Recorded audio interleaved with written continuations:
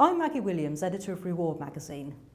I'm here today with Malcolm Johnson, Managing Director of Profund, to talk about real-time information. I started off by asking Malcolm what some of the biggest challenges have been in implementing RTI, both from a provider perspective and from an HR perspective. From a provider perspective, one of the challenges preparing for it has been to make sure that the software is compliant, on time and ready for delivery for clients in order they can meet their obligations. Profund has spent some about 600 man-days developing two compliant RTI payroll software. We only deal with pensioner payroll, of course, not employee payroll, fortunately.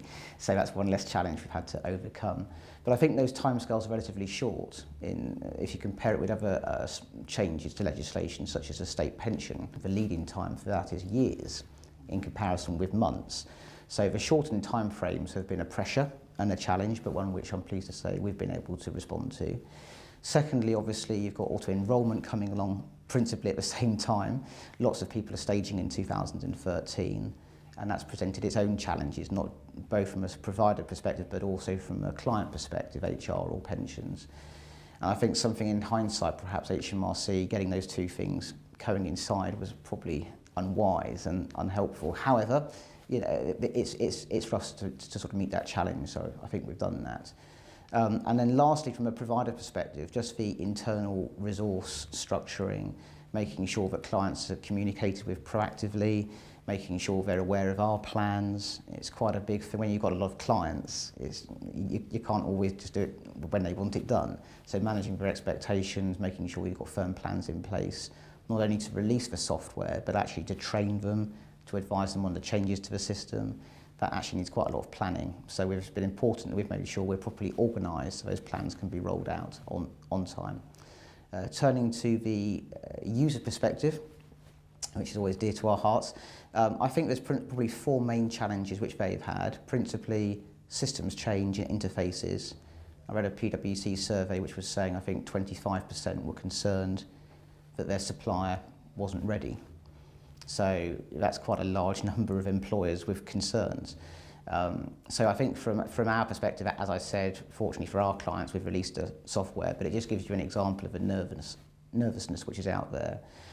From also around interfaces, I know that clients have been having to update back software in particular. So just making sure the files are the right format and size to be passed through in a real-time world rather than pre. That can catch some people out.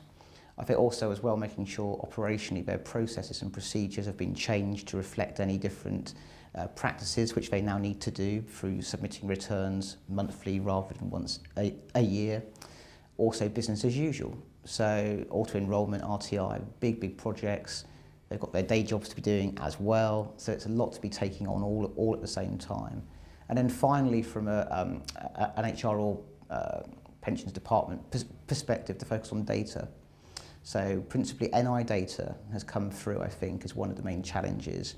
Obviously there's been lots of work around pension scheme data and cleaning up pensioner data in particular, but NI can be some difficulties if people aren't fully prepared. And Malcolm, you've been very heavily involved in the HMRC pilot. What have your experiences been of that? Our experiences have been very positive. We were involved with HMRC through Profund right at the start. So we've been quite proactive, quite engaged. I think that's really helped us both to understand and to hopefully consult in a proactive way. Certainly the clients who we've had on the pilot have had a very positive experience too. I think it's been seen as an opportunity to iron out any operational wrinkles, obviously before the go live date. Certainly for those clients who have been organised and got themselves in a position to be part of the pilot, I think they're now seeing the benefit of going through that experience. And can companies be confident that they now have the full picture of what's needed for RTI and that they understand the penalty regime? I think in terms of companies knowing what they need to do, I think obviously those companies who've been through the pilot should be well positioned and hopefully there's no last minute surprise that's going to come down and haunt us. For companies perhaps not in the pilot, there may be a little bit more uncertainty out there. Some of the research I've been reading would seem to imply a degree of unawareness as to the extent of what's needed. So probably split into two camps. In terms of penalties, there's been a consultation issued by HMRC, which I think ends in September. So late filing, late payments, late submissions, and the treatment of that, I think, has been quite contentious. I've certainly been reading a lot where people think that penalties are too harsh, fines are too harsh. However, my personal opinion would be that some sort of compliant regime is needed, because you're always going to get people, if you don't have a compliant regime, who will take advantage of that. So without wishing to be too sort of archaic, I do think there's some rules and regulations needed. It's probably just achieving the right balance between the two. Now that you've got clients who are actually submitting real-time PAYE information, how's that working in practice? Very well. We've had very little adverse feedback, again from clients who have been through the pilot and are used to submitting in real time. One of the benefits I think they've achieved is the operational wrinkles have probably been ironed out. So again, there's no surprises coming through at the last minute. They're organised, they're prepared, and I think that's really coming through in terms of the sort of steadiness of their operational routine. So RTI has been implemented in a short time frame to support universal credit. Do you think it's been right to be driven by that time frame? I think, like anything, you need a catalyst for change.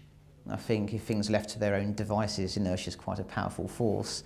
And whilst universal credits aren't our domain, I think they've probably been a good way of achieving RTI in the shortness of timescales involved. I think they've helped to focus minds. I think they've helped to drive the industry. Whether that's too soon or there's not been enough timescales, I'll leave that to others to decide. But in principle, yes, I think they've been a good catalyst.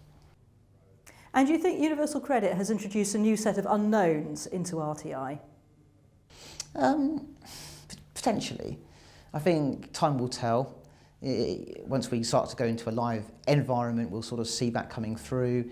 When universal credits do finally get introduced, I'm sure there may be another round of tweaking to the legislation just to iron out any wrinkles. Malcolm, many thanks for your time today. Cheers.